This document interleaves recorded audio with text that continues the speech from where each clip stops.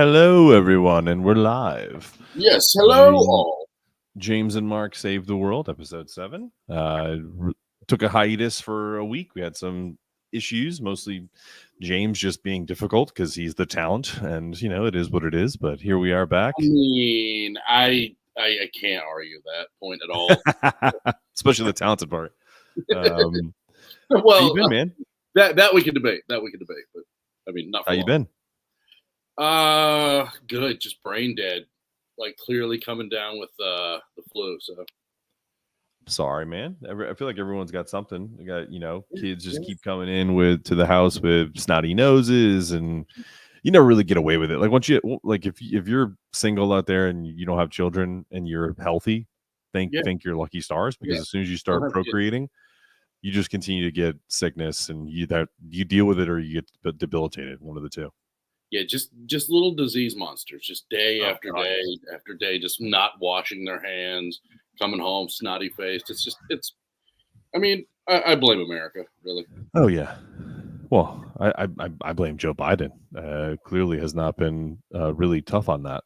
Yeah, I know. Look, Trump, I mean, had the common decency to shut the whole country down. That's right. And plus, he's a freaking he's a germaphobe. So, that dude washes his hands. Of course. But I'm saying we should flip the whole thing around and be like, yeah, thanks, Trump, for shutting the country down. You kept a lot of people from getting sick. And then watch all the conservatives be like, wait, what? I love it. Well, it's December 18th. It's so wild that it's the end of the year. I always feel like this always happens where you're just like, it just sneaks up on you, or you're like, holy shit, it's almost Christmas. It's, we're almost at New Year's.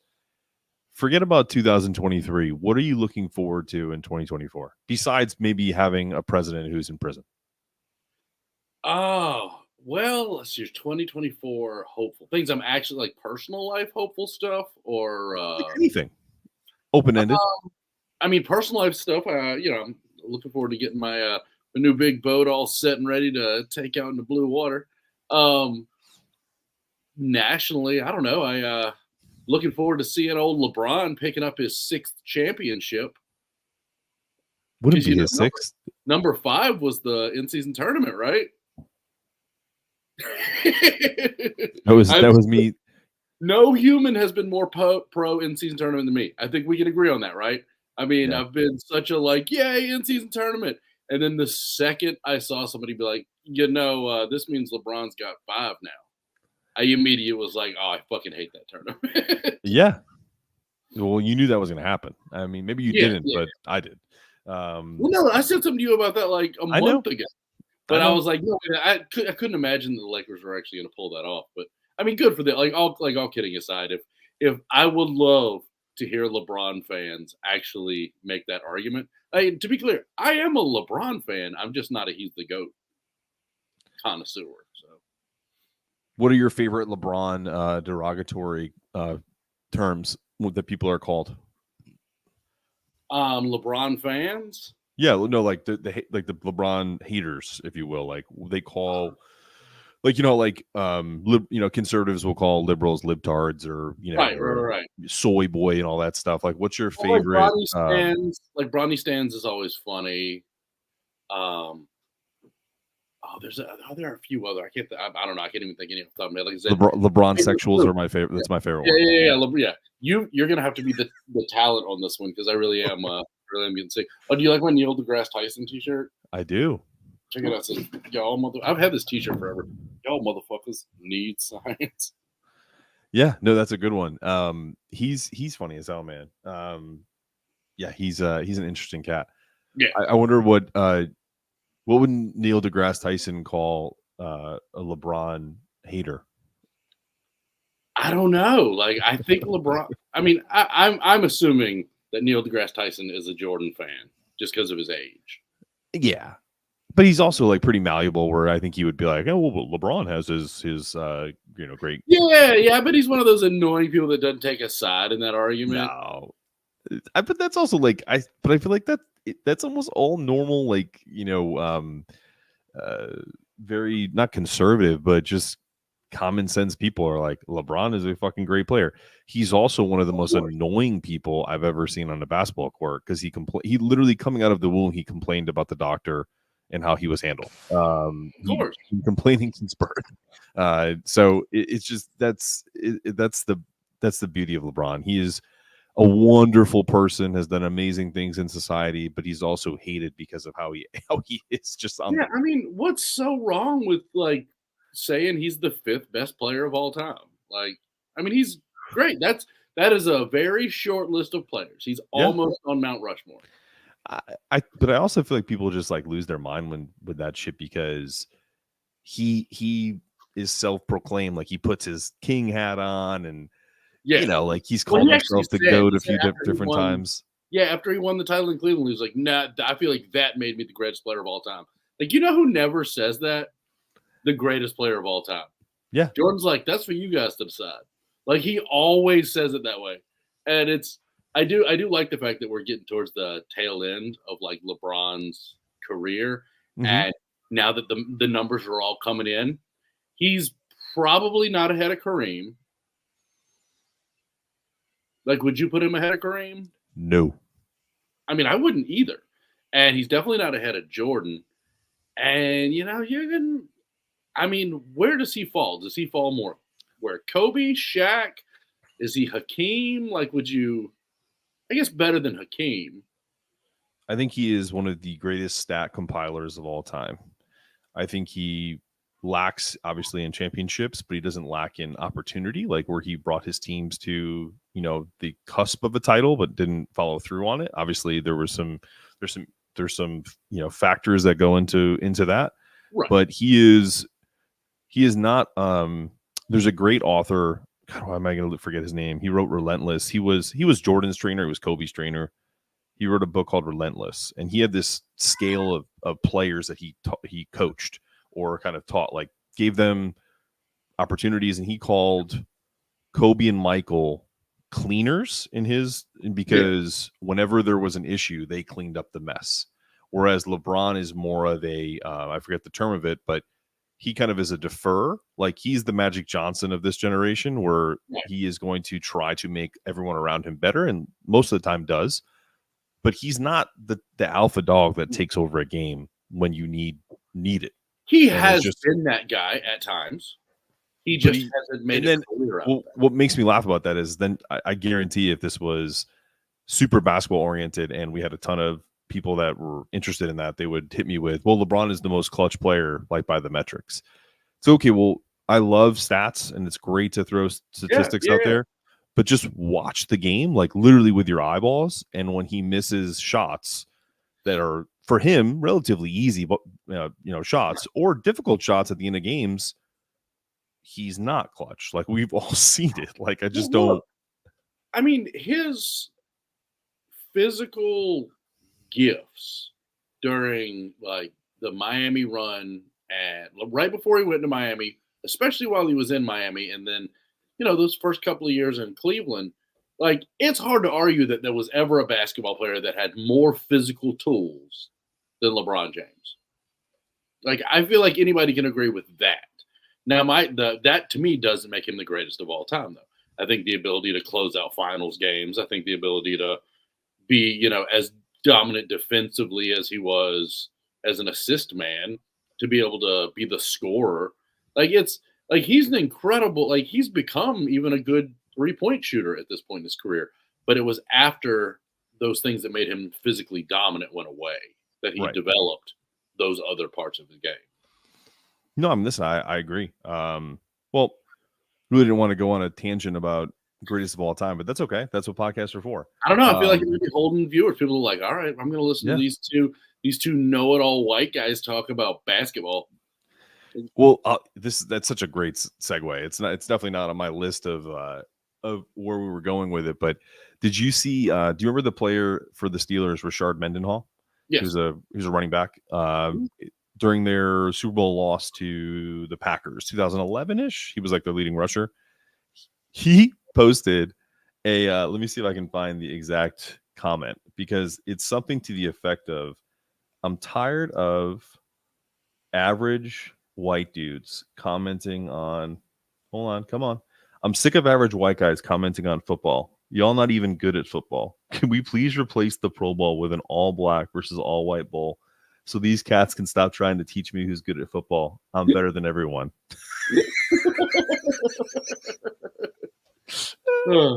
You gotta respect. And then my favorite is JJ Watt retweeted it and said, "We'd get cooked at corner. Not gonna lie, nobody on our squad is good is covering Tyreek."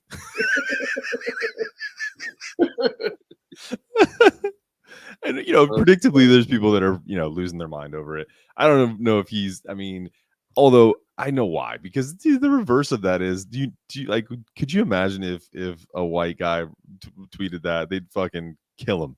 It would just be canceled. You're off Twitter. You're off whatever. Either way, it made me laugh, and I retweeted it. Well, I mean, it's just also a factual statement. Like, the problem with the reverse of something like that is some white guy was like, white people are clearly more intelligent, blah, blah, blah. That's all fundamentally not true. But what is true is that. But who gets Mahomes? African Americans are significantly better athletes than. Wait, what? What do you do with light skinned guys? Who gets Mahomes? Well, I guess. Do you flip a coin? Wherever he identifies. Okay. I mean, we live in 2020. Can we just go through ancestry.com? Like, do we do like a DNA test to see where he's got more? However they identify. Look, this is our only shot, is that some black guys identify as white. Like, come on. Well, yeah, that's what I'm saying. Like, can we claim Patrick Mahomes and then we're good, man? We got plenty of wide receivers. We'll be all right. Christian McCaffrey, offensive line, all the edge rushers in the NFL that are white. I mean, I'm just saying. We'd have to settle for Brady. Sorry. Brady? Why do we have to get some guy out of retirement? We can. There's plenty of. Oh, you're talking about current NFL players. Oh, okay. I thought you meant like all time. Okay. Yeah. Oh no, just current NFL players. JJ Watt just happened to retweet it because it's funny. Yeah, I mean, I guess we have Christian McCaffrey. I mean, listen, man, we got plenty. We got tight ends. We'd be able to block. I can tell you that. Plenty of offensive linemen. I mean, I'm fairly sure that would be like 38-12. I don't know, man. It would be close. It'd be closer than you think because I won't lie to you. The white professional athlete is kind of like the outlier, right? Obviously, on an NFL roster, like they're usually really good because they're not. Yeah. They wouldn't be there if they're not. There's no average white players. Either Dak Prescott or Jalen Hurt would be just floating deep balls to the receivers, like that were like 6 steps ahead of the white corners. Yeah. We need to double up on a bunch of safeties, and linebackers would be out there covering receivers. Yeah. I mean, it's. I don't think it would be pretty. I think it would be a pretty. I mean, look, I'm not saying that the white team wouldn't score a little, but they would definitely get outscored. Oh yeah, I think that's. I mean, it would just be like give you an analogy. It's when Alabama plays a mid-major, and it's close for a quarter, but then they just keep bringing droves and droves of more talent, whereas they kind of run out of gas. That's what would happen. Exactly. Anyway, I just thought that was really funny. I'm going to go back to your expertise as a comedian. What do you make of all this Matt Rife stuff? So real quick. Okay, well, yeah, you got to update. Is there? I'm gonna give you some backstory, right? So when Matt Rife was, this meteoric rise was based mostly on clips on TikTok and Instagram, and they're mostly crowd work, right? There wasn't a lot of joke construction. There wasn't a lot of like bits. It was mostly real quick. What's that? Before you go any further, one, I do want to say, and look, I don't know a lot about the guy. I don't know a lot about all this stuff. What I do know though is that guy's been grinding as a comic for over a decade. 10 years, yeah, 15. So it didn't happen overnight. Also, there's a lot of comics that post crowd work videos. Oh yeah, that's all you see. I mean, the guy who like invented the like mini viral crowd work video, Steve Hofstetter, he responds to heckler videos. Like his entire career was built around that, and it's been that for a decade. And he's never come anywhere close to where Matt Rife has gotten to in terms of success. So that's yeah. So I just wanted to add those things in. Now, continue what you were saying. No, and that's fair. And so as you understand, as you know, when you put something out there, especially on a scale of Netflix, because a lot of people will see it. Right. Some people are going to love it. Of Some people course. are going to hate it. And then there's all the stuff in between. So it's all of the Matt Rife hate started coming right after the Netflix special because he started off the show with a domestic violence joke, which I thought was kind of funny, but like I understand where people or kind of hacky, depending on what you're looking It's just for. a joke that's been done in a lot of Yes, different ways. totally. Like the greatest version of that joke all time, I mean, probably back like David Tell definitely did the best version of Oh that yeah. joke. But it's again, it's one of those things that he's not the greatest writer in the world, but all this controversy is exactly what he wants. Like, it's marketing. Because whose comedy special gets watched on Netflix? The person who's controversial and everybody's talking about. You know whose doesn't? The one that's just, milk toast and it could be hilarious, but it doesn't push any buttons. Because Right. as soon as you can piss off the internet and get a certain group of people ranting and raving about how you need to be canceled, as long as you don't like cross into the sexual assault allegation lane, it's just mad PR, huge promotion, views are up. I promise you, unless, and again, there may have been some stuff that's been added on. He seems like the kind of guy that could come up with. So if that stuff has happened or does happen, then yeah, we'll see, him die. But until then, Netflix is just going to keep writing that guy checks. Oh yeah, I mean, he had an IG model. Brooke Schofield was on a podcast, and she talked about how he basically, treated her like shit towards the end of the relationship, and it's just like, okay, he's a 25-year-old guy that's now famous, and he may have hooked up with you, may have not, whatever. I don't really know. Does it matter? Like, people are just. I think for me, it's two things, right? He is realizing that this is all coming at him all at once. Right. He's probably hearing a million different things of advice from multiple different angles, right? And he's doubling down on a couple things. One, he really doesn't give a shit what people think, even though he probably does, because he responds to a lot of his haters. Yeah. And he's made it. As soon as you start, like you said, as soon as you start pissing off a certain amount of people, you've made it, bro. Like, just keep your nose clean, like you said, with assault allegations, like any of that stuff. If it's simply just people don't like your jokes or they don't like the fact that you're a good looking dude or whatever it is, I think that's mostly what it is. Because I watched the special with my wife and we both looked at each other like, this is what people are freaking out about. It's just like an average special. It's decent. It's not great. It's not awful. It made us laugh. And then, that's it. His fan base was also probably 60 to 70% like little girls. Yeah, girls. Like, wokey white girls. So, yeah. I mean, it was like, but again, how brilliant, like, to build up that audience. Because then when he made them mad, then all the real comic fans, well, like, not quote unquote real comic fans, will be like, oh, I see. Maybe he is a good one. And like, I mean, so many people went and watched that special to find out. Unfortunately, from what I've heard, I haven't watched it yet. Unfortunately, after doing those jokes up front, he didn't follow it up with a great special. No, I mean, listen, I also think he's 25, and right, even though he's been grinding for 10 years on the comedy scene and has been, he hasn't just, like you said, it hasn't just happened overnight. Nobody at 25 is that worldly. Chappelle, you know what I mean? Chappelle was by early 20s. Come on. But Eddie Murphy was barely out of his teens when he dropped Raw. That's not what I'm saying. Is like but do those specials stand up in terms of like what could you get away with Raw today?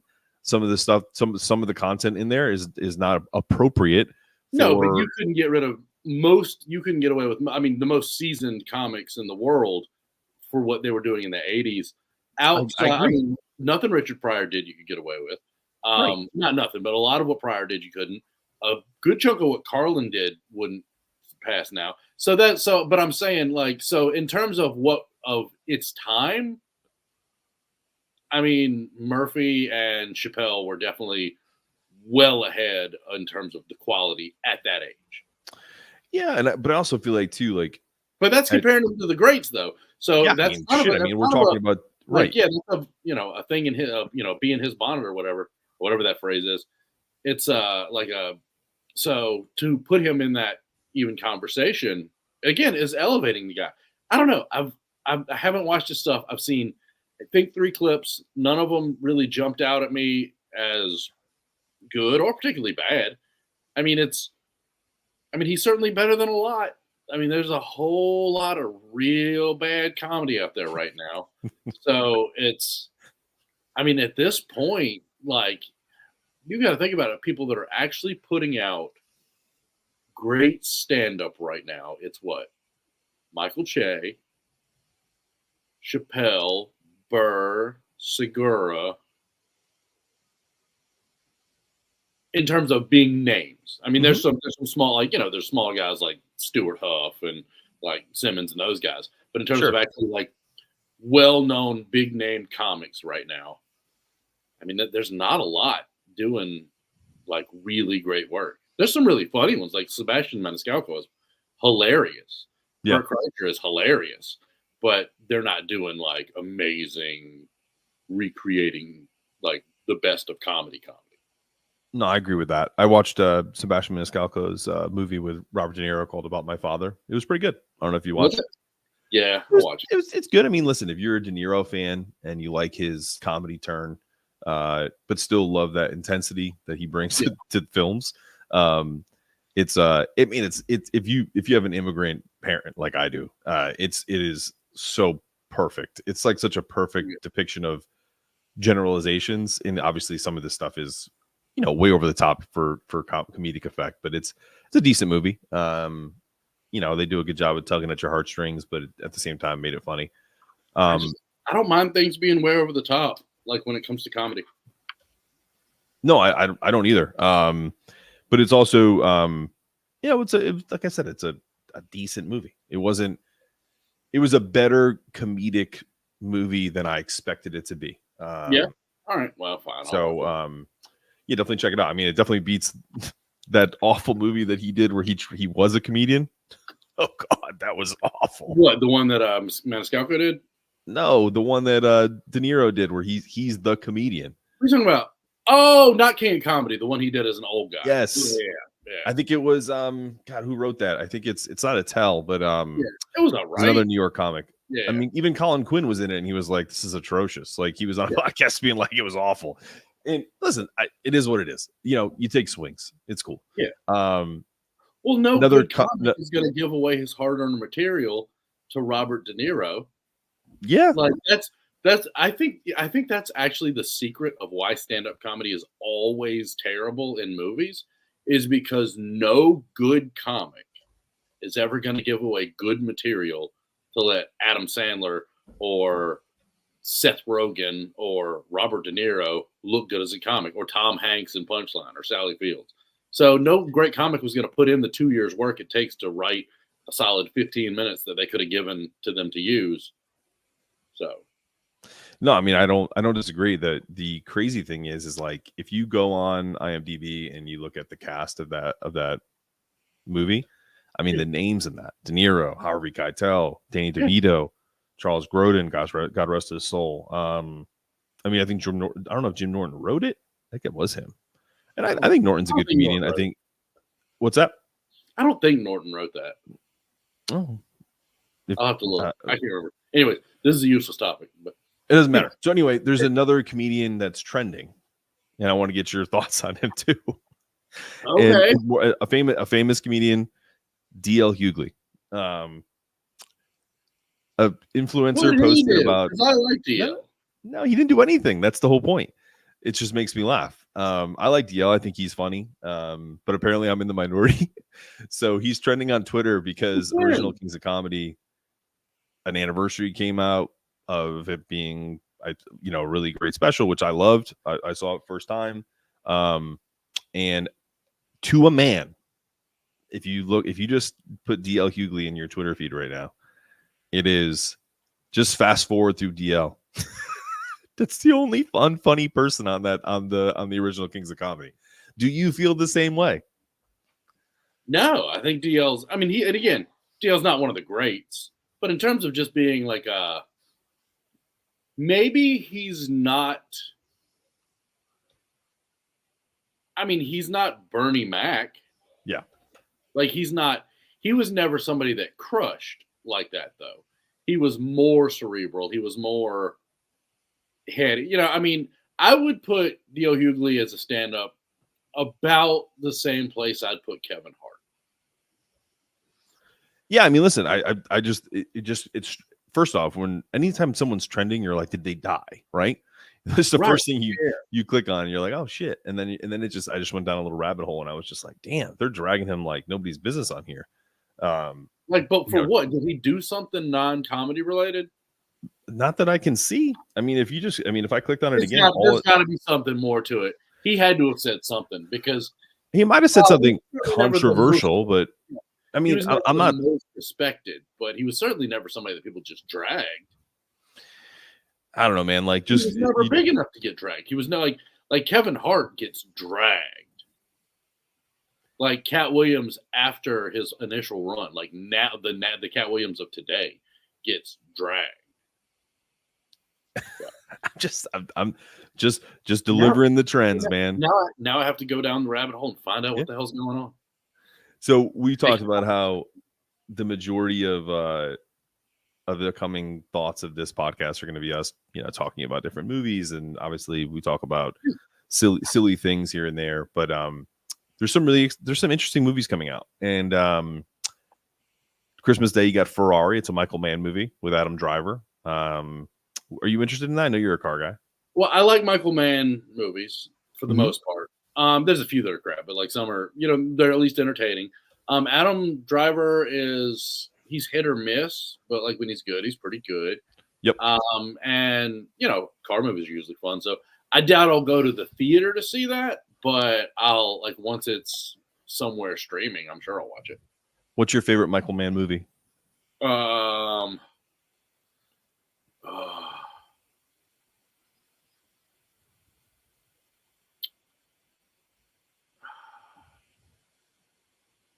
know this sounds weird because I don't like Colin Farrell, but I would say Miami Vice. Are you serious? It's like the shittiest movie ever. I know. And I love so many of his other movies, but I know for some reason, that movie I love it. And I recognize. I was so disappointed in that movie. I mean, but I was never a fan of the show either. I'm not young enough. I mean, that was also my fans stuff, but I don't know. What's yours? What would you rank? I think I'd go Heat or Collateral. I mean, well, Heat's unarguably a better movie. Oh yeah. Like it was okay. So is the question which one do I have more fun watching, or what's the better? No. What was your favorite? I don't care whether it was like an Oscar-worthy movie. It's just what was your? If Vice is your favorite, that shocks me. But no, I thought we were talking like fun. Yeah, like what's your favorite one? Like my favorite Michael Mann movie is either Collateral or Heat. Not because of how great either movie is, just because I like it that much. It's good. You didn't watch it that much, or you didn't like it? I mean, like it's not a. Miami Vice is an incredibly rewatchable movie. You can watch that movie like 30 times, and it's fun. Heat, I've probably watched 100 times. I don't know. I guess Heat would be ahead of it, but I don't know. That's everybody's answer, so it just feels too easy. Well, that's why I threw Collateral in there, because I also feel like Collateral is totally rewatchable because of Tom Cruise's performance. And I think Jamie Foxx is underrated in that movie too, because he plays like a character that's understated but has to kind of evolve essentially to that sociopathic mentality in order to survive. So it's an interesting character driven piece there. But one of the better Jamie Foxx performances. What was that? But it was probably one of the better Jamie Foxx performances. Sure. Yeah, he got nominated for an Oscar in that one. Yeah, what do you got? What's above that? Ray's probably above that. Django above that. What was that weird violin movie he did? Robert Downey Jr. Fuck. I think it's the Red Violin. Some shit like that. Yeah. But dude, best Jamie Foxx movie of all time is Any Given Sunday. Miami Vice. Steaming, Willie beaming. Come on, baby. I mean, oh, did you see the video he was doing? He was at some arena and And he threw a football in a basket. yeah, full court. Yep, that was dope. I won't lie. That was pretty cool. How many takes? I mean, I wonder how many takes that took. How many you think? Over under 10? I'm gonna say 23. Okay. We should hit up his people and be like, hey man, give us the real scoop on that. Well, I'm sure they all signed NDAs that say 1. I think I would say conservatively, I'd go under your 23. I think I would say that took 10 or 12 times. How many tries would it take you to do it? Because I know I'm a terrible thrower of the football. I know, but either one of us, if we got 50 tries, we could do it. Maybe. I'm much better. Like if you give me a basketball and you give me a half court shot, I can do it in 5 tries, easy. Probably even closer to 3. Yeah. But because I've actually done stuff where it's like, hey, you've made like 3-4 in a row, and I've actually filmed it. So that's not out of the question. But throwing a football accurately that far, that would be tough. I won't lie. I feel like that's exactly the limit of about how far. Like the length of a basketball court is the peak of where I can ever throw a football accurately. But again, it would take me 50 tries, 30 tries. If you gave me 50 tries, I could probably make one for sure. But that's also like so mid and so average. Who gives a shit? Well, I mean, neither one of us are like. I'm just saying. Like, I would say Jamie Foxx is probably at least twice as good as either one of us are at throwing a football, while not being easily particularly, But it also levels to it. If you gave me a baseball, I could get a lot closer in 10 tries than I would in with a football, which is I played so much baseball as a kid. I mean, if it's just full court of a basketball court, yeah. I mean, I could hit the center square on the backboard. 5 tries? I would say I could hit the backboard 10 out of 20 times full court, and I could hit the center square 5 out of 20. Okay. Yeah, I mean, it's for me. Listen, I mean, I threw out a lot of runners from deep in right field at second base. Of course, you played right field. You were the worst player on the team. No, I'm left-handed, and when I wasn't playing first, I was playing outfield. Oh, you had the only little league coach that was strategic and was like, "Well, we have a lefty." I'm not talking about little league. I'm talking about high school. I'm totally fucking with you, but no, yes. I know, but I never played left. I played center some, but I was either at first or in right. I was just talking about in right throwing people like. Yeah. I don't know. You can you probably were what, like second base shortstop? I played shortstop. I played third base. Played second. Played center field. I even caught and pitched. I didn't really play much outfield after my first year of Little League because not to be a douche, but like whenever like the best players always play like shortstop, catcher. Yeah, but I was playing varsity my freshman year, so. I'm just talking about like because I didn't play high school baseball. So I'm saying like my baseball stopped when I was 14. Okay. Because I played tennis. Yeah. So if you had been excelling at baseball as much as you were at tennis, would you have gone that path, or did you? There was definitely an option. It was definitely a choice. But because I was on a team that, in Little League that was a couple of outs away from going to Little League World Series. We were a good team, and I was a big part of that. So I don't know. I think from like a team perspective, it's a lot more fun. But like where I changed was like my dad was like, "Hey, listen, you actually are pretty good at both, but you can actually like make a living potentially out of being a tennis player, whereas baseball you may not. You may have a fun time." So it was more of like a forest past the trees, kind of looking at the long term. So that was that for that, and so that's why I did it. It's understandable. Yeah, I mean, listen, if I could go back, it would be cool to do both. I remember, 1 year I played baseball in the summer of my senior year, and it was like all the guys who didn't play high school, and that was a lot of fun. But it is what it is, man. I had a good time. Yeah, I think if you gave me a baseball full court, I could probably hit the center square once I got into a rhythm, pretty accurately, pretty solidly, 10 out of 20 times, 10 out of 15 times. If it was a lot of pressure, we'll see. But definitely not a football. That's, to me, it's just a whole different technique. Yeah.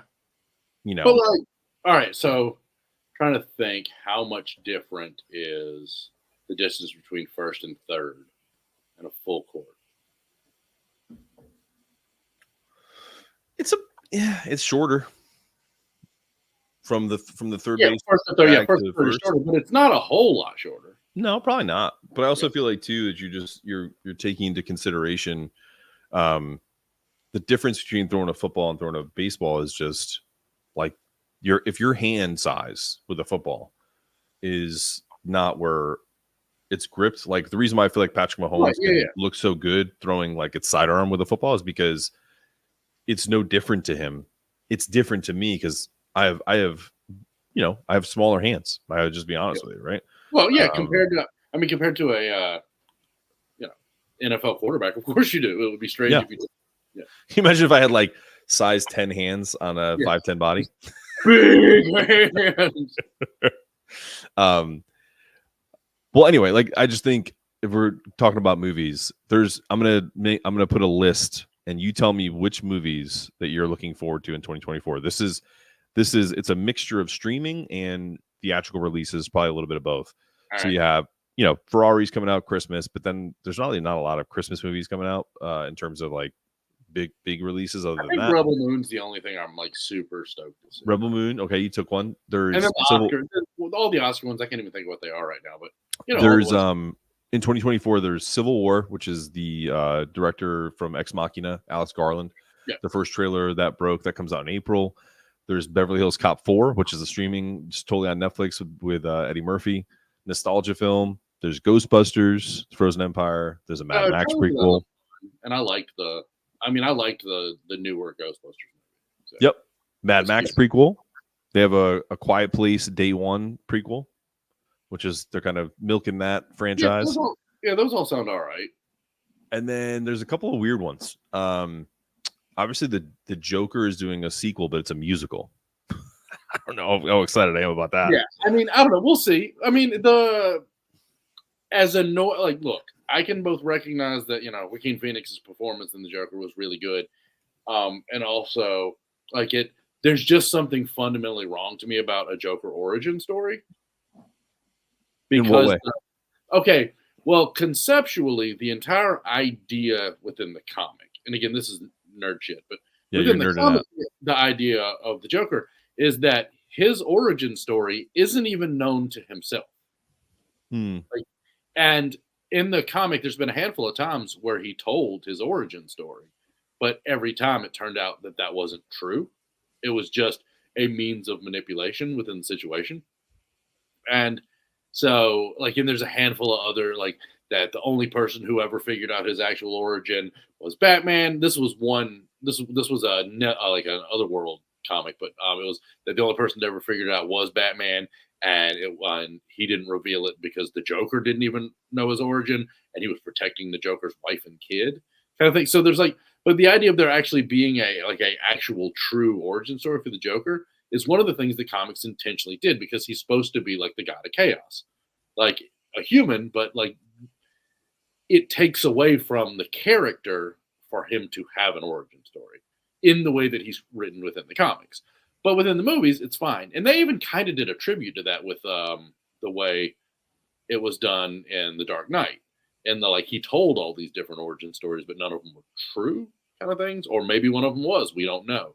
But that. Yeah, listen, thing that he did. But no, so... But at the same time, Joaquin Phoenix's performance was great. I didn't love the movie. It was okay. Pretty bad movie. It was a bad movie. I mean, I didn't think it was great. I mean, his performance was great, but I didn't love the movie, and I'm not. I mean, I'll watch the sequel, though. I'm gonna put the Joker in a movie, and I'm gonna watch it. So, well, are you going to watch a Karate Kid movie in 2024 with Ralph Macchio and Jackie Chan? Is the real question. Yeah. So do you know what the idea behind this movie is? Is okay. So the Mr. Miyagi, Jackie Chan played a version of Mr. Miyagi, right? That wasn't his title, but yes, very similar. Right. Oh yeah, with Will Smith's kid, Mm-hmm. not Willow, the Jaden. Jaden. Yep. So it's going to be Ralph Macchio and Jackie Chan. That's I just read that today. That's interesting. Have you watched any of the Cobra Kai stuff? Because I have. I have. I do, but I also feel like I'm happy they're finishing it because it's gotten to the point where it's just like, okay, guys, this is the first season was solid. Yes, but we're in season 6. Well, they lost the thread though of what made the first season good, which was the idea of making Johnny Lawrence like a likable anti-hero. Yes. And it really wasn't about the Karate Kid. That was a much better, to me, fun show than once it went down the path of now. I mean, they brought every villain back. I don't mind them bringing all the villains back because it's the whole point of I know, but the whole point of the show essentially is nostalgia, right? So the people that truly love all of this stuff, all the different callbacks, I think are wonderful. And I actually think the backstory with Kreese in Vietnam War and all of that that is well done.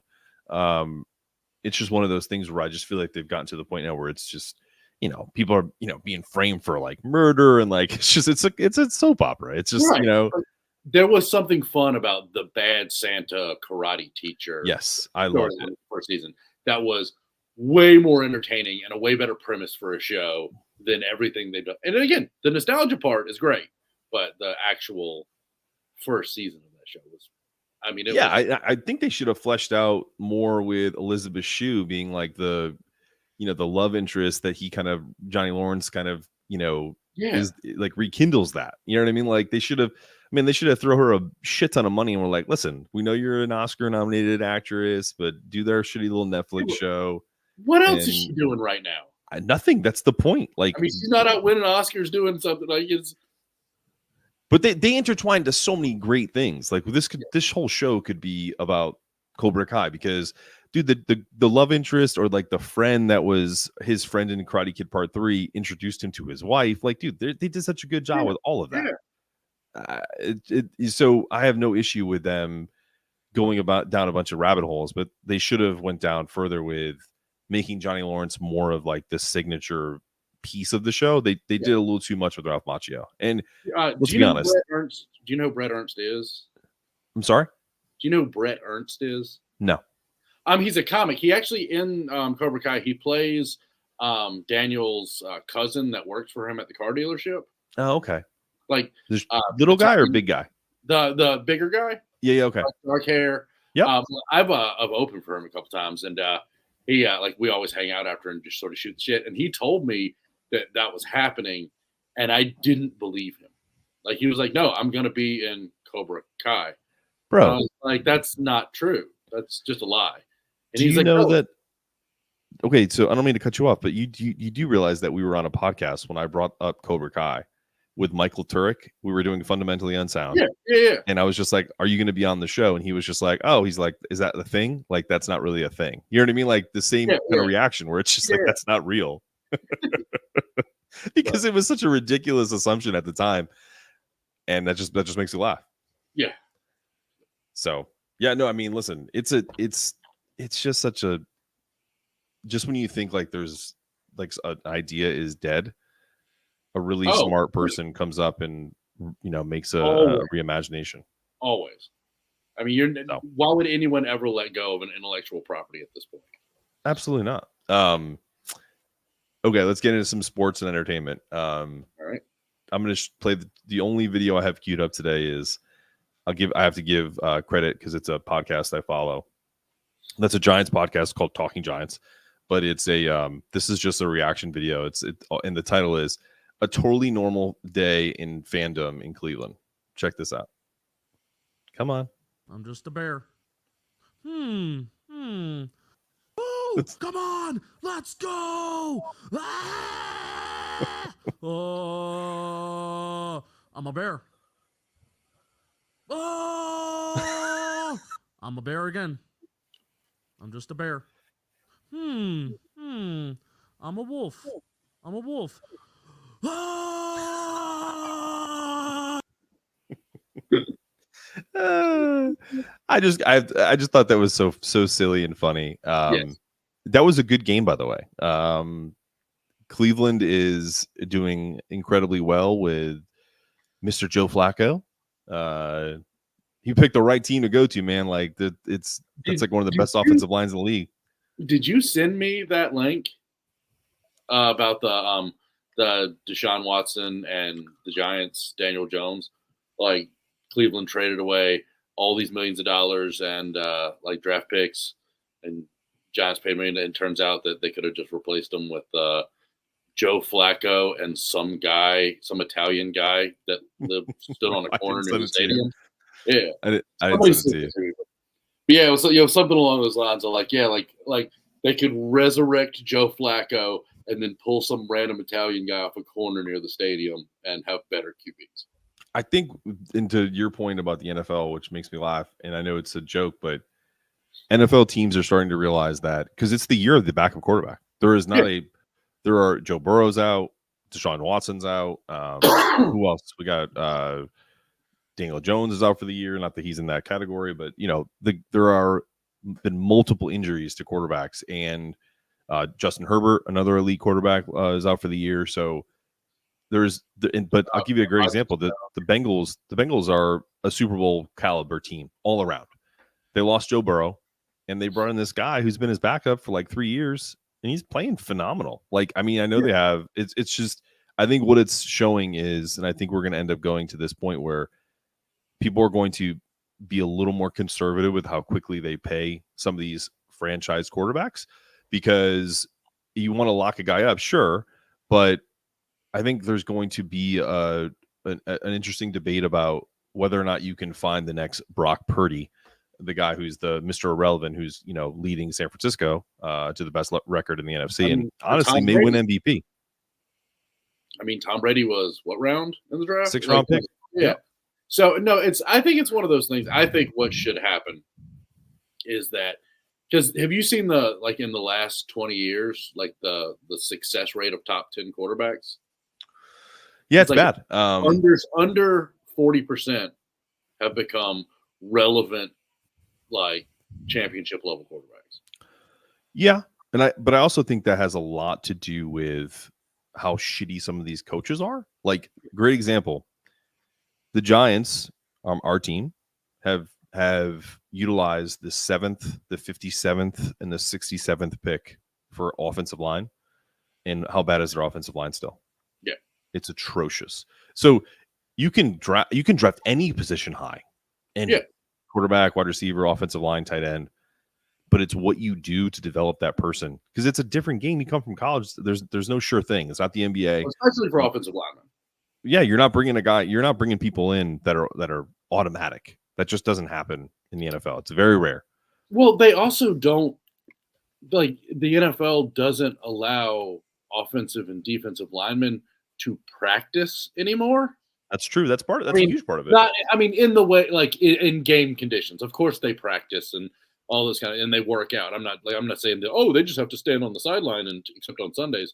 But in terms of any sort of contact technique, the kind of like game speed going against other people that are of their talent level, they just don't do it the same way anymore. So it's way harder to, one, evaluate talent, and two, develop talent, because they don't have someone standing beside them watching them go full speed saying, no, it's your hips. You have to fix your hips.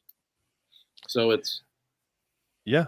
I mean, it is all about the hips, baby. Didn't Shakira say that? They don't lie, at least. They don't lie. I don't know if all of them, but they certainly don't lie, according to our. I'll address something that's what a wonderful woman Shakira is. It's ridiculous. Well, that's an American treasure. She's an American treasure? No. She's a world. She's not even American. I know. She's a treasure of the world. South Americans. Americans. Do you find that porn bots have infested any of your likes and comments? Because we have one right here. This is a porn bot right here. Not today, Satan. Oh, look at that. That. Huh. If I tweet something, if I put something on Facebook, I always get a like from a porn bot. And they're everywhere on Twitter or X now. Well, good. I'm glad. It's crazy. I'm glad people. You don't see that? You got mad because somebody tried to turn your wife into a porn bot. I mean, yeah, because we're not seeing any money from it. So I mean, Fair enough. listen. I mean, if you're gonna, well, do you think whoever that lady is that has been named by that porn bot, do you think she's making any money on it? I hope she is. I hope anybody that is selling their bodies on the internet is making a lot of money. But it always cracks me up when like there's like these arguments on social media and like someone sends you something that's like negative towards you and the only person that likes it is a porn bot. That's my favorite thing. It's like, woo, good job, buddy. Awesome. No, so are you wearing a Bayside High? I am. Bayside Tigers. Excellent. Yep. Got it at Myrtle Beach. Classic Myrtle Beach t-shirt. So one other thing, probably last thing we talk about, maybe one or two other things. Did you see the Anthony Edwards stuff with NBA? But what's going on with him? He got an IG model pregnant, and she exposed him on text message chain about like how he treated her, like just like in the aftermath. She like showed him a picture of the pregnancy test, and he was just like, he's like, just get an abortion. He's like, I'll send you some money. Like, and it was just like, I mean, it was, to me, it's just it was a disgusting back and forth. I won't lie to you. I mean, I haven't seen any of that, but like, I don't think there's anything even remotely wrong with like some person you have no relationship with that you haven't hooked up with that's an IG model getting pregnant and you being like, yeah, I don't want to start a family with you. You're a sex worker. Like, I think that's a reasonable reaction. Go and read them. I'm sure he handled it really badly. He's like, yeah. It's like, just take the pills if you don't. He's like, if you don't want to get it, because she says in the text exchange that she's already had an abortion. Well, again, this isn't whether you should have an abortion comment. This is just the back and forth is like just abortions are fine. There's nothing wrong with them. But that wasn't the point. Yeah. It's just like she's literally saying to him, I don't want to get another one, and I understand if you don't want to be a dad. She's like, but I'm not asking you for anything. I'm just letting you know. And he's just like, as I have this kid, I'm going to sue you because you're a multimillionaire. Nobody's not going to collect the child support when their kid. No. So the whole back and forth is, and I get the cynicism of all of this because it happens to athletes all the time. But the point is, the back and forth goes, and she says something to the effect of, "Hey, I'm not asking you for money." She's like, I just want you to let you know that I'm going to keep it or I may do like the Plan B pill, but I'm not getting an actual abortion. He's like, send me a video of you taking those pills. He's like, and I'll send you some money. Like I'll send you money, whatever. And so like it's a whole back and forth, and he doesn't hear from her. And then you see it's like, send the video. That's all he keeps sending her. It's just send me the video. I need proof. And then I guess like she does, and then she's like, oh, so you're just gonna ghost me now and not talk to me? He's like, he just writes back, my lawyer's handling it. And then she sends a screenshot of him wiring her $100,000. That's the end of it. Thoughts? It sounds to me like she took the pill, right? I guess. Sounds like he handled it. Handled. I mean, that $100,000's a whole lot less than he'd have paid had she. I mean, with what he makes here, depending on what state she files in, that could be anywhere between like $8,000 and like $30,000 a month for the next 18 years. So, I mean, I have absolutely no problem with professional athletes, especially when it's somebody like an IG model. It would be one thing if it was some chick. She's a person too. She is a person too, but and again, I have no problem with people that are sex workers. Like, they're great. I know. Are you making a distinction between a sex worker and a model? You're still a sex worker. If you're an IG model, you're a sex worker. So she's only like, she's not an OnlyFans model. She's not. I don't know the. Fair enough. You just made a good point right there. That's an excellent point, because I assumed IG model translated into OnlyFans model. So you're right. You're right there. I did over. I don't want to get you canceled, man. No, cancel me when you want to. I don't think there's anything wrong with the dude being like, yeah, I don't think you should have that baby. No, I don't. That's not what I was saying. Like, I think one of the biggest problems is that people aren't honest and direct enough about that stuff. It's fair.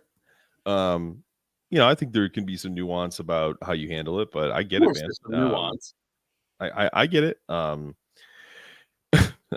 actually just looking on Twitter and I just laugh because Turning Point USA almost throw up in my mouth saying those words. Do you know who they are, right? They're a super conservative right wing. Before we move forward though, like you've had situations like that before where you were like, even if it was somebody that you thought was super cool, where you were like, we can't have a kid right now, right? Oh, you mean like where I've had a scare? Yeah, or made the choice, not even a scare, made a choice to like, yeah, we're not having a kid right now. Nope. Really? Oh, no. Wow. I mean, there's no wrong time to not become a parent, you know. No, I don't, dude. I am not, pro-life, absolutist. I think there can be a conversation that you have, which is essentially like, look, man, like it should be legal, but you're still, getting rid of something that you created. Like, you know what I mean? Like, so yeah. Just having, if you're just having an honest conversation about it. I've never had that situation. I've never had a girlfriend. I also don't collect my seed and freeze it to use later after. Right. Like that is just an to me, it's just a form of prostitution.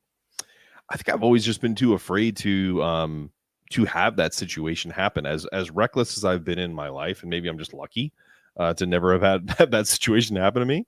I just I just had never, that stuff just never came up. Like I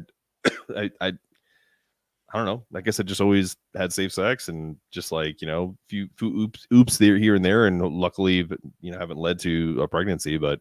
Oh, wow. Well, that's what you get for being all safe. Like, what's that? That's so fun. I mean, it's still have a good time. You don't have to be, blowing loads and chicks all the time. I mean, like that. What are we doing here? Why not loads? Because then you have kids. There's no point. Like it's a super easy solution, though. You just don't. Yeah, there are ways around it though. Like you can. I mean, I'm not like saying be celibate, but you go to the clinic and you take care of it. No, before then, or if like it takes too long, they do a little scrapey, whatever. No, just what about before then? Why can't you just pull out or wear a condom? I mean, what's the issue? Because then you had to pull out or wear a condom. Like, what are you talking about? Like, it's like this. The most ridiculous comment in the world. I mean, listen, man. Look, I get it. Like you've got like a lot of Catholic upbringing, Gil. No, I have a common sense brain that says when you have sex with someone, if you finish inside them, you may have a baby. Like that's just dumb. Yeah. And if you're not ready to do that, you shouldn't do that. That's just as simple as that. Or you can just not have a baby.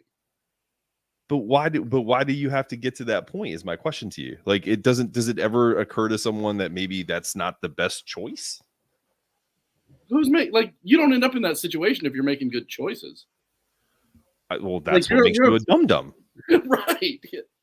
That's basically what I'm saying is like, I've never been in a situation because I'm stupid about a lot of things. Drunk people don't always make good choices. I know. Well, I'm a completely guilt-free solution to that. As a former drunk person on a regular basis, I have never been drunk enough where that's the choice. I mean, sometimes they don't get off. Sometimes they just stay on top of you. And what are you gonna do? Throw them across the room? Yeah, get off me! I'm not having your kid. Get the fuck out of here. That's not a gentleman. Like it's. Yeah. I mean, you just let them stay there and go. Well, that's $300. Like it's.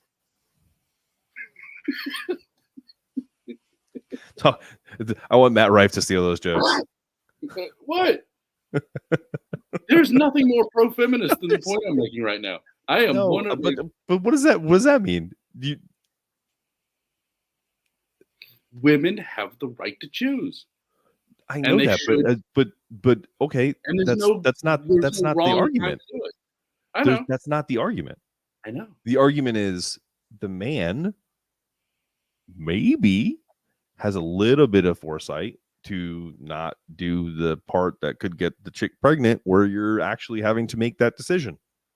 I don't know why. What's wrong with that decision? I don't know. Just to be responsible, so you don't have to go through that or make the woman go through that. I mean, it's not easy. You have to talk them into it. Like, no, you don't talk. You don't pressure them. No, it's just not. That's just that's a tough decision for. I'm just teasing you. all I'm saying is I think it's perfectly okay for in a situation like that. Accidents happen. People like unplanned pregnancies. It's totally fine to just not be pregnant anymore. It's a good thing. What?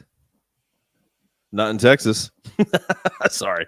Well, yeah, that's the scary part is that now, like, the Supreme Court's trying to flip it around. I wonder what state that's an interest that actually turns it into an more interesting debate. I wonder what state she's in. Because he's in Minnesota. Like what state is legal. But what state is she in?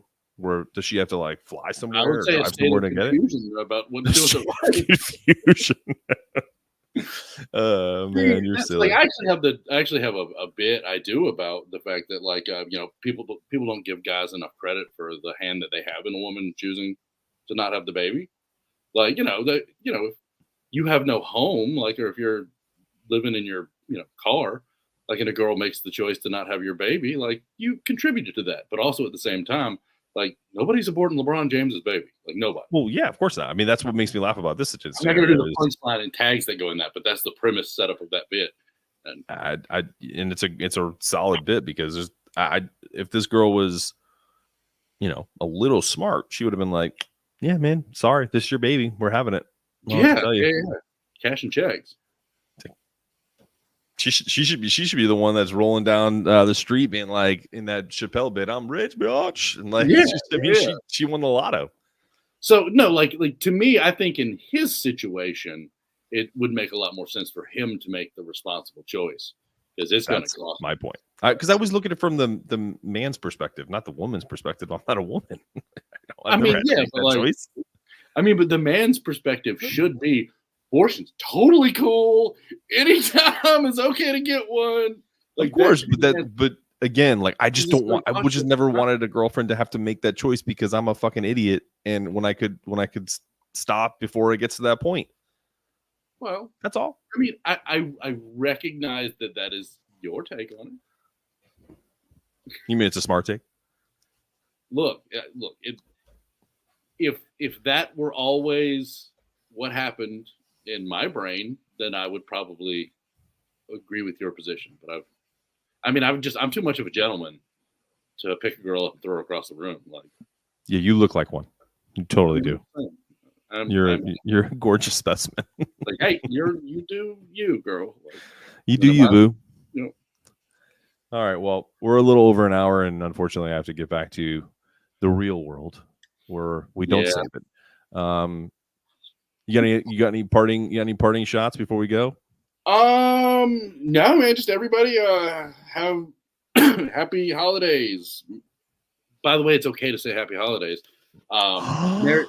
Merry Christmas also works if that's what you're into, or Happy Hanukkah, Kwanzaa, or Hanukkah, or whatever other Happy New Year. I have for some reason this year. I don't know. I think it's just because the people I know have all gotten older. I've seen a lot more of that. It's Merry Christmas, not really. Yeah, like I've seen an increase of that this year. Like because it was really bad, like 10 years ago, where that kind of became a thing. But then, like I saw like a rebirth of it this year. I was like, wow, really? Like we're all into that. We're all gonna fight and argue over somebody. Like, why would I assume I know somebody's religion? So of course I'd say happy holidays. Or if on Christmas Day, on Christmas Day, I'm gonna say Merry Christmas because it's Christmas Day. But if it's 2 weeks before and we've got Christmas coming up and Hanukkah and Kwanzaa and New Year's Eve and everything else, like then happy holidays. Even if you're a Christian, you're still celebrating Christmas and New Year's, right? So I guess, yeah. I mean, in Latin countries, they celebrate. There was a big deal in our family when I was younger. Did the Three Kings Day, which is ironically on January 6th. But anyway, no, like you're right. I think there's a happy holidays. But it's a good point. Like on actual Christmas Day, no one should get offended if someone says Merry Christmas to you. But it's kind of one of those things. Get offended by someone saying Merry Christmas to them. No, I think the only people getting offended are the people that somebody says Happy Holidays to. That's why it's so ridiculous.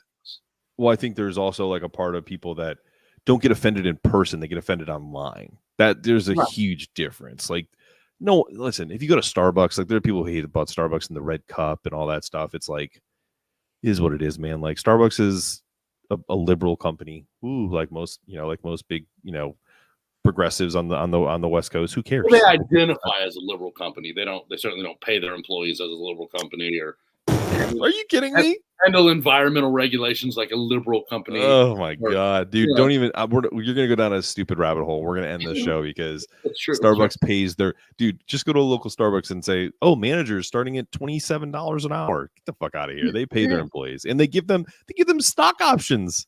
What do you think? You think Walmart's doing that? And they don't let them unionize, and they don't let them. Oh Jesus! Unionize. Collective bargaining is a beautiful thing. Sure. What if? Let me ask you a real quick. Let me ask you a really quick question before we go. All right. Can you answer a question quickly? I don't think so, but we'll find out. If let's just say in this scenario, because I've talked to my mom, who's actually here today down in Connecticut. She was in the teachers union for years in Connecticut, right? And she literally went through an entire career without ever having to need that, right? So, but every year she had to pay dues and everything that goes with it, right? Does she have a pension? Of course she does. Then she needed that. No. I'm not. That's not what I'm saying. That was my quick answer to your question. Oh, well, I appreciate that. Finish your question. But you can. There's pension programs that are private too. No, there's 401ks. No, there are pension programs companies offer outside of 401k. They have pension programs. Whether it's unionized or not. There are a handful of companies, yes, but this is a guesstimated. I would have to look up for the exact figure, but well over 85% of people who get a pension either get it from a government union job or a private sector union job. My question to you was, if you are, it's kind of like insurance to me. Yeah. If you pay into a system that you almost never use, shouldn't you get a percentage of that back? What state did your mom live in? Connecticut. I would look up and see what the average teacher salary is in Connecticut versus the average teacher salary in the country as well. Well, I mean, it's also a more expensive place to live too. Right, but you also, part of the reason it's more expensive place to live is because Connecticut has a lot more unions than the South, and there's a lot more people that are upper middle class, so that there's a lot more nice housing. Like, you can see the beauty of unions by going to the Northeast. Go to a football game in Chicago. Go to a football game in New York. Go to a football game in Philadelphia. Go to a football game in New England. And like strong union states, what you see very consistently is a much larger upper middle class. Can we skip Philadelphia of all those cities? I'll go to a football game in any city other than Philly. Really? You wouldn't go to an Eagles game? You wouldn't go see the Giants play at the Eagles Stadium? Nope. Really? Nope. I would, but only because I'd like to see a game at every stadium. I'd like to do that. Are we renting a suite? No. I would. Would you ever want to do that? Would you ever want to do like a NBA or NFL or MLB stadium tour, like where you just go? I did a little bit of it when I was a younger man. When I was 21, I traveled back from LA to Connecticut and in New York area, and we hit up a bunch of stadiums, but we got robbed in Columbus, so I had to go home. So I didn't get to Pittsburgh, I didn't get to Chicago. So good old Ohio. But anyway, at one point, or no, they just broke into our car. So we were at the game in St. Louis. Okay. Actually, it's St. Louis. So we were at the game in St. Louis. Makes sense. Yeah. One of the most dangerous cities in the country. And what year was that? My shit? 2004. Yeah. So but yeah, this is a topic for another day. I really do have to go, and I love you. Cool. I got to go. By the way, the one thing I do want to say, anybody that's watching this, I'm doing a couple episodes of Tom Simmons' podcast, the Dumbest Guy in the Room, Dumbest Tom in the Room. He's renamed it. But yeah, so I'm doing a couple episodes of his podcast. So search for the Creative Businessmen podcast series and his shows on their network. So check those episodes out. They're fun, especially the one we did about Elon Musk, and we're doing a follow up one today. So I'm sure he's gonna what's his name? The guy who does the HBO show did a whole just ripped into Elon for 30 minutes. Check it out. Yeah. Oliver? Yeah. John Oliver? Tom Oliver? I haven't watched the clips from it. It's either Bill Maher or John Oliver. I'm assuming John Oliver. Yeah, Bill Maher doesn't he's a Republican now, which is kind of fun. He's not a Republican now. He's just fucking with you. He's just not. I love it. He's more what he's your version of. Yeah, he's a 90s Democrat. He's not he's a liberal. He's not a progressive. Which is fine. I'm more liberal. I mean, I am also a progressive, but I still hold on to my liberal ideas in a way that it does freak me out sometimes when I see more of a fascist bend in left leaning politics. But scares the shit out of me. All right, ladies and gents, porn bots and gentlemen everywhere. We will talk to you soon. All right.